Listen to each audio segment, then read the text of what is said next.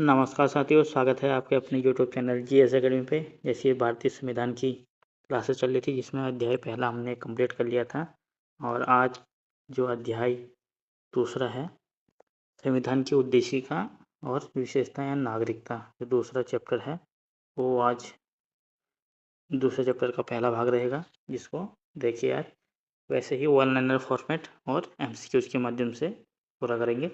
चलिए शुरू करते हैं। तो पहला क्वेश्चन है, मूल उद्देशिका में भारत को कैसा राज्य बनाने का संकल्प लिया गया था? वो लिया गया था संपूर्ण प्रभुत्व संपन्न लोकतंत्रात्मक गणराज्य बनाने का संकल्प लिया गया था। अगला क्वेश्चन, 42वें संविधान संशोधन अधिनियम 1976 द्वारा उद्देशिका में कौन से भाग जोड़े गए? उद्देशिका में समाजवादी, पंथ निरपेक्ष और अखंडता, सब 3 शब्द जोड़े गए थे। इसको आप SPA करके भी याद कर सकते हैं, समाजवादी, पंथ निरपेक्ष और अखंडता। अगला क्वेश्चन, किस वाद में यह कहा गया कि संविधान की उद्देशिका का अंग नहीं है? ये कहा गया हमारा इनरी बेरोबारी मामले में। जो बेरोबारी वाद है उसमें कहा गया था। अगला क्वेश्चन, संविधान निर्माताओं के विचार को जानने की कुंजी किसे कहा जाता है? कहा जाता है उद्देशिका को। अगला क्वेश्चन, किस मामले में यह कहा गया कि प्रस्तावना संविधान का अंग है? ये कहा गया केशवानंद भारतीय बमान केरल राज्यवाद में, जो हुआ था 1973। अगला क्वेश्चन, किस वाद में संविधान की उद्देशिका में संशोधन का प्रस्ताव दिया गया? वो भी दिया गया केशवानंद भारतीय बमान केरल राज्यवाद। अगला क्वेश्चन, भारतीय संविधान की प्रस्तावना में वर्तमान जो है भारत को किस रूप में घोषित किया गया है? वो किया गया है संपूर्ण प्रभुत्व संपन्न समाजवादी पंथ निरपेक्ष लोकतंत्रात्मक गणराज्य। ये याद कर लें। अगला क्वेश्चन, उद्देशिका में निहित आधारभूत ढांचे की अवधारणा का निर्धारण किस वाद में किया गया? वो किया गया केशवानंद वाद, जो कि 1973 में हुआ था केरल राज्य में। अगला क्वेश्चन, उद्देशिका के अनुसार भारत के शासन की सर्वोच्च सत्ता किसमें निहित है? वो है हम भारत के लोग, अर्थात भारत की जनता पे। देखिए उद्देशिका में कहा गया है हम भारत के लोग, जिसको वो रिप्रेजेंट करता है हम भारत की जनता को। संपूर्ण प्रभुत्व संपन्न शब्द का अर्थ क्या है? वो है भारत अपने आंतरिक और बाह्य मामलों में पूर्ण स्वतंत्र है, अर्थात भारत अपने आंतरिक मामले और बाह्य मामले में की निर्णय लेने के लिए पूर्ण स्वतंत्र है। अगला क्वेश्चन, भारत के संदर्भ में धर्मनिरपेक्षता का सही भाव क्या है? जिसका सही भाव है भारत में राज्य का कोई धर्म नहीं है। अगला क्वेश्चन, भारतीय संविधान का कौन सा भाग संविधान की आत्मा है? भारत की जो प्रस्तावना है संविधान की, वो आत्मा कहलाती। अगला क्वेश्चन, भारतीय संविधान की प्रस्तावना में वर्णित उद्देश्यों एवं आदर्शों की व्याख्या संविधान में कहाँ की गई है? ओके, ये मूल संविधान में, नीति निर्देशक तत्वों में और मूल कर्तव्यों में। अगला क्वेश्चन, किस वाद में सर्वोच्च न्यायालय ने यह निर्णय दिया कि अनुच्छेद 14, 16 तथा 39 का क के अंतर्गत स्त्री तथा पुरुषों दोनों को समान कार्य के लिए समान वेतन का अधिकार संवैधानिक लक्ष्य है, अतः यह एक मूल अधिकार है। ये कहा गया है रणधीर सिंह बमान भारत संघवाद।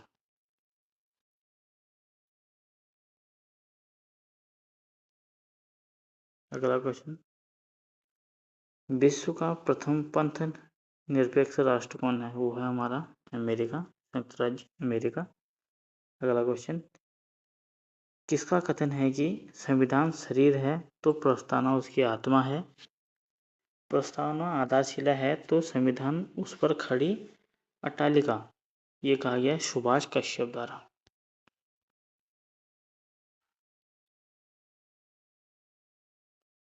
अगला क्वेश्चन, राज्य का सबसे महत्वपूर्ण तत्व क्या है? वो है संप्रभुत्व। अगला क्वेश्चन, प्रस्तावना में समाजवादी शब्द एवं पंथनिरपेक्ष शब्द जोड़े गए हैं कब? 42वें संविधान संशोधन 1976 के द्वारा। और अगला क्वेश्चन, संविधान की उद्देशिका में अब तक कितनी बार संशोधन किया गया है? सिर्फ एक बार, वो भी 42वां संविधान संशोधन 1976 में। अगला क्वेश्चन, भारत कब तक संपूर्ण प्रभुत्व संपन्न लोकतंत्रात्मक गणराज्य बना? वो बना 26 जनवरी 1950 को। अगला क्वेश्चन, भारत एक गणतंत्र है, इसका क्या अर्थ है? इसका अर्थ है भारत का राष्ट्राध्यक्ष वंशानुगत न होकर निर्वाचित होगा। जो भारत का राष्ट्रपति होगा उसका निर्वाचन होगा, न कि वंशानुगत। अगला क्वेश्चन, भारतीय संविधान कब अंगीकृत, अधिनियमित और आत्मार्पित किया गया?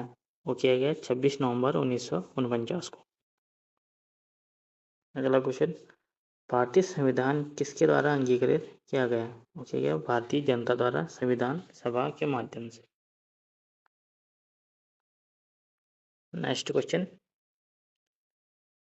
संविधान की प्रस्तावना अपने नागरिकों को कौन कौन सा न्याय सुनिश्चित करती है?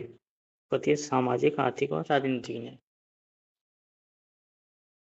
अगला क्वेश्चन, प्रस्तावना नागरिकों को कौन कौन सी स्वतंत्रता सुनिश्चित करवाती है? वो करवाती है विचारों की अभिव्यक्ति, विभक्ति को बोलते हैं मत प्रकट करने की, विश्वास, धर्म है उपासना की।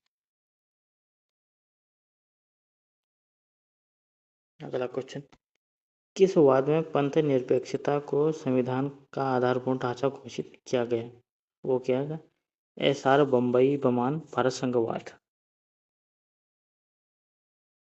नेक्स्ट क्वेश्चन, भारत में संप्रभु का अर्थ है वह है हम भारत के लोग। संप्रभु का अर्थ।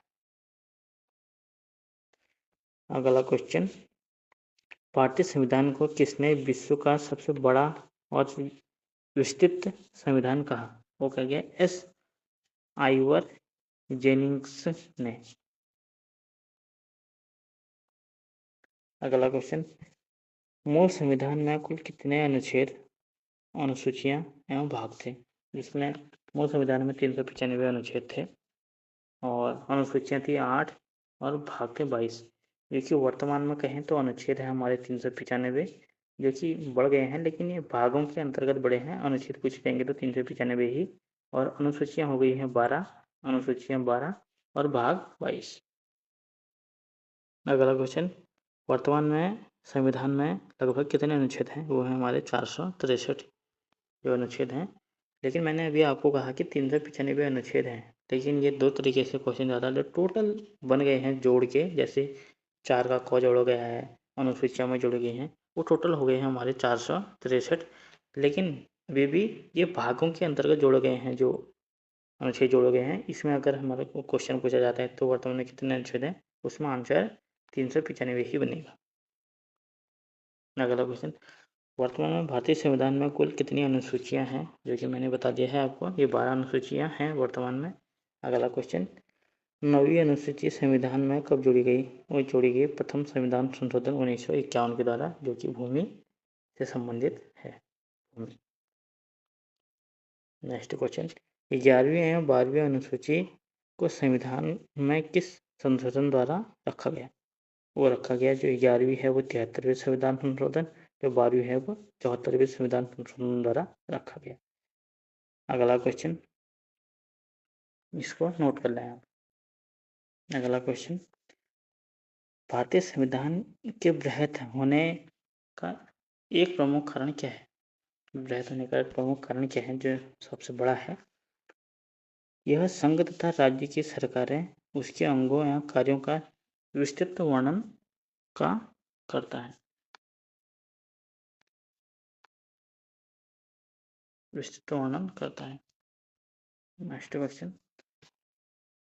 भारत में कैसी शासन प्रणाली अपनाई गई है? वो अपनाई गई है संसदीय शासन प्रणाली।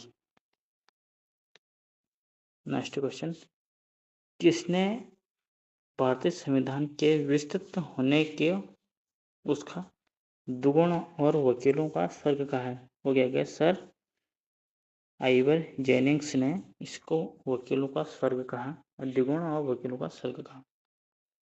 अगला क्वेश्चन, भारतीय संसदीय प्रणाली कहाँ से ली गई है? वो ली गई है ब्रिटेन से। नेक्स्ट क्वेश्चन, भारत का राष्ट्रपति किसके समान है? ब्रिटेन के सम्राट के समान। अगला क्वेश्चन, भारत किस प्रकार का प्रजातंत्र है? वह है संसदात्मक प्रजातंत्र। अगला क्वेश्चन, भारत कैसा गणराज्य है? भारत लोकतांत्रिक गणराज्य है। नेक्स्ट क्वेश्चन, अमेरिकी शासन प्रणाली कैसी है? वो है अध्यक्षात्मक शासन प्रणाली। अगला क्वेश्चन, भारत में मंत्री परिषद किसके प्रति सामूहिक रूप से उत्तरदायी होती है? वो है लोकसभा के प्रति उत्तरदायी होती है। सामूहिक रूप से लोकसभा के प्रति उत्तरदायी होती है।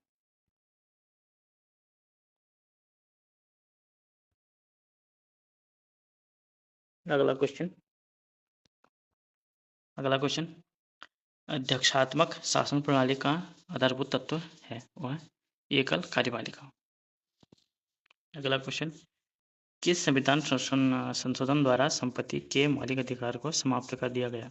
वो किया गया है 44वें संविधान संशोधन 1978 द्वारा। नेक्स्ट क्वेश्चन, अनुच्छेद 300 के क के अंतर्गत अब संपत्ति का अधिकार कैसा अधिकार है? वो है हमारा विधिक अधिकार है। संपत्ति का अधिकार एक कानूनी अधिकार बन गया है।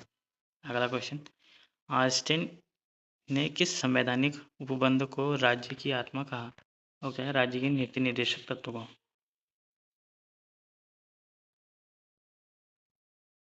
नेक्स्ट क्वेश्चन, भारत का संविधान कैसा है? भारत का संविधान लचीला और कठोर दोनों है।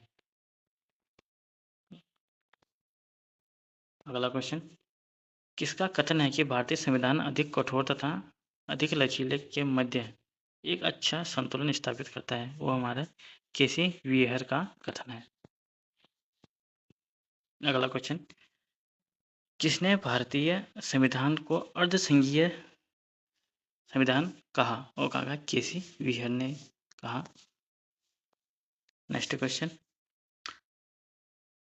भारतीय संविधान को आवश्यकता से अधिक कठोर संविधान किसने कहा? वो क्या कहा? सर आइवर जेनिंग्स ने।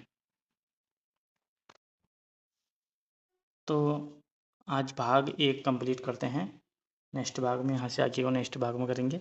वीडियो अच्छी लगी तो इसको लाइक करें, शेयर करें और दोस्तों के साथ शेयर करें इसको और वीडियो को ज़रूर लाइक करें। धन्यवाद और चैनल को सब्सक्राइब करके जाएं। इसमें आपको बहुत अच्छी वीडियो मिलेंगी। भारतीय संविधान पूरा कंप्लीट करेंगे। भारतीय भूगोल की क्लासेज भी आने वाली हैं और उत्तराखंड तो हमारी चली रही है और हिंदी की क्लासेज हमारी आई थी।